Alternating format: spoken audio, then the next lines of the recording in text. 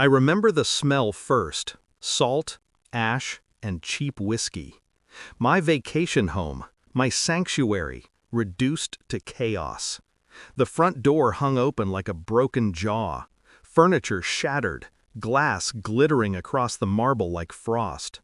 And him, my brother, passed out on the couch, drooling onto a pile of burnt photographs. I stood there in silence. No shouting, no tears, just stillness. The next morning my parents arrived, faces stiff with denial. My father looked at the mess, then at me, and said, "He's just young. You can afford it." I almost laughed, not because it was funny, but because I suddenly understood everything. They never saw him as accountable. They saw me as the safety net. So I said calmly, "Don't worry, I'll handle it." And I did. Backstory setup. Establish the relationship. Growing up, I thought being the eldest meant being the example. I worked, saved, built something from nothing. My brother, Daniel, was the golden child who could do no wrong. When he wrecked my car at 17, I paid for it. When he borrowed money he never returned, I let it go. When he failed, I made excuses for him. That's the curse of being the responsible one. You become invisible, only noticed when you're useful. So I bought that house by the coast, a quiet place to escape the noise. It was the first thing I owned that was mine. Not shared, not given, not stolen. And yet, somehow, he found a way to ruin it too. Discovery of betrayal. At first, I thought it was just another careless mistake, a party gone too far, some broken glass, maybe a few dents. But when I looked deeper, I found the truth. He didn't just destroy the place. He sold my wine collection, pawned the art, rented the house for private parties. The neighbors told me he'd been coming for weeks, calling it his summer spot. One even said, "You should be proud of him. He finally owns something." I smiled politely. Inside, something in me snapped, quietly, like a wire breaking under pressure. Shift in mindset. Strategic planning begins. Anger would have been easy. I didn't want easy. I wanted effective. So I called my lawyer, then my accountant, then my insurance company. Piece by piece, I began stitching together a plan, not to punish, but to educate. First, I documented everything: receipts, photos, even witness statements.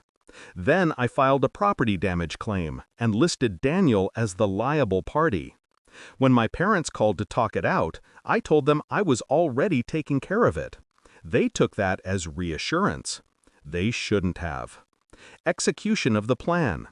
I had the home repaired, meticulously. Every broken tile replaced, every wall repainted. I even upgraded the furniture. The total cost, $146,300. Then I sent the invoice to 3 recipients: my insurance company, my parents, and Daniel. The note was simple: "Per your advice that I can afford it, please find attached the breakdown of costs. As discussed, I'm handling it." A week later, my father called. His voice trembled. "You can't expect us to pay that." "Oh, I don't," I said, "but Daniel can." I transferred the house title temporarily under his name, the claims in his. The silence that followed was perfect. The realization, slow, sharp, settled in. They understood. For the first time, they really did. Climax and confrontation. When Daniel finally showed up at my door, he was furious. "You ruined my credit, man! They're freezing my accounts! Do you even care what you've done?" I looked him straight in the eye. "You trashed my home, sold my things, and used my name to do it. You made your mess. I just gave it back to you." He tried to hit me then. I didn't move. He stopped halfway, realizing I wasn't fighting. I was finished. "You always had someone to clean up after you," I said. "Not anymore." Resolution and emotional release. It's been 6 months. Daniel declared bankruptcy. My parents stopped calling, at least not with advice. The house by the coast? It's quieter now, cleaner. And last week, I sent out a family email. Subject: New family gathering policy, effective immediately. All family events will take place at neutral venues. Damages, emotional or physical, will be billed directly to the responsible party. No exceptions.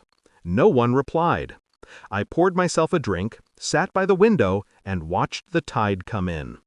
Funny thing about boundaries, they're invisible until someone crosses them. Now mine are written, signed, and enforceable.